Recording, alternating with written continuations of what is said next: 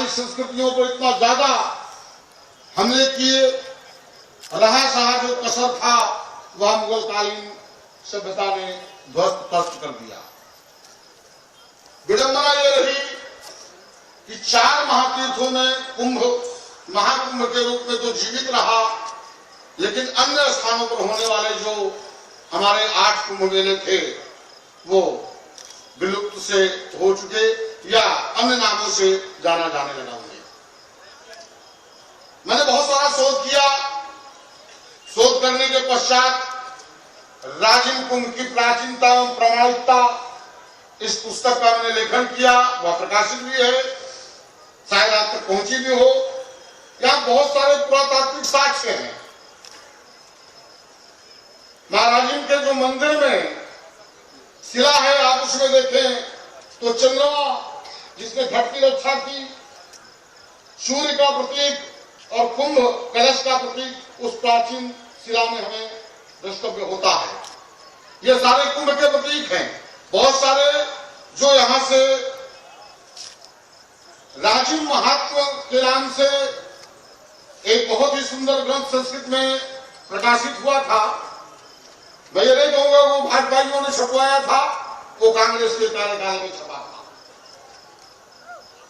उसमें बहुत ही सुंदर ढंग से इस भूमि की व्याख्या की गई, कुंभ की व्याख्या की गई और उसमें यह कहा गया है कि लोमस ऋषि जी नारद मुनि जी से कहते हैं कि हे नारद, ये कुंभ महापर्व का समय है, आप इस त्रिवेणी संगम में स्नान करके अपने आप को धन्य कीजिए। ये उस पुराण में उल्लेख है, उस महात्म में उल्लेख है। तो हमारे सम्माननीय मंत्री ब्रजमोहन अग्रवाल जी ने केवल अपनी अंतस चेतना को संतों का आशीर्वाद लेकर के उत्प्रेरित किया है, केवल जगाया है।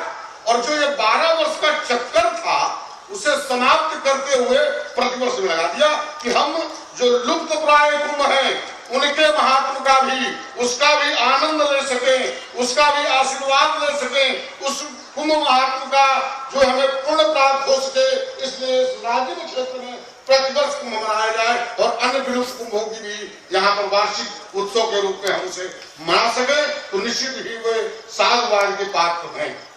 संतों का आशीर्वाद किस तरीके से फलीभूत होता है, इसका प्रत्यक्ष प्रमाण भी छत्तीसगढ़ में आज शासन कर रही यह सत्ता प्रत्यक्ष रूप से है।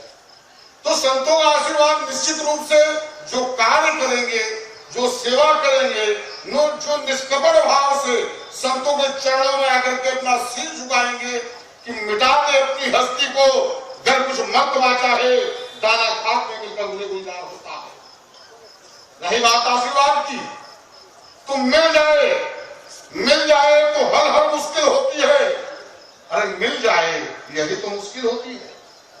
लीला सीखो, हम तो लहर उड़ाने के लिए संत बादल की तरह होते हैं, जो बरसते समय, जो अपनी एनर्जी देते समय, जो अपने फ्रीक्वेंसी में आने के बाद सबको पॉजिटिव कर देता है, सबको प्रतिकृत कर देता है। जिस प्रकार से बादल बरसते समय यह नहीं देखता है कि यह अमृत की बेल है, कांटे की बेल है या विष की बल्लरी है, ठीक इसी प्रकार से जब संतों की फ्रीक्वेंसी में आते हैं, उनके सानिध्य में आते हैं, उनकी औरा क्षेत्र में आते हैं, उनकी एनर्जी के क्षेत्र में आते हैं, उनके श्री चरणों में जब हम आते हैं, तो निश्चित तौर से वह चोर हो, डाकू हो, मंत्री हो या कैसा ही व्यक्ति क्यों ना हो, सारे के सारे समान रूप से कृत हो जाते हैं, इसमें कहीं भी संदेह नहीं है।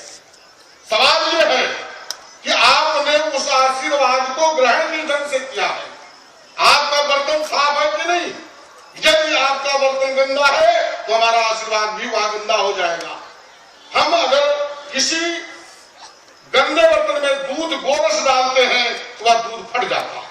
ठीक इसी प्रकार से संतों का आशीर्वाद भी फट जाता है, नष्ट भ्रष्ट हो जाता है। तुम्हारी मानसिकता के अनुसार संतों के चरणों में निस्वार्थ भाव से अगर आप सिर झुकाएंगे तो युगों युगों तक उसका आनंद उठाएंगे। जय मां भारती, जय हिंद, जय मां भवानी। धन्यवाद महाराज जी। मैं एक बात बता दूं कि 2002, 2001 और 2002-03 में हमारे इस राजिम के मंच को जिन्होंने अपने हाथों से सजाया था डेकोरेशन में, आज वो हमारे बीच विधायक है। मैं चाहूंगा जोरदार तालियों से स्वागत करें भाई दलेश्वर साहू जी का।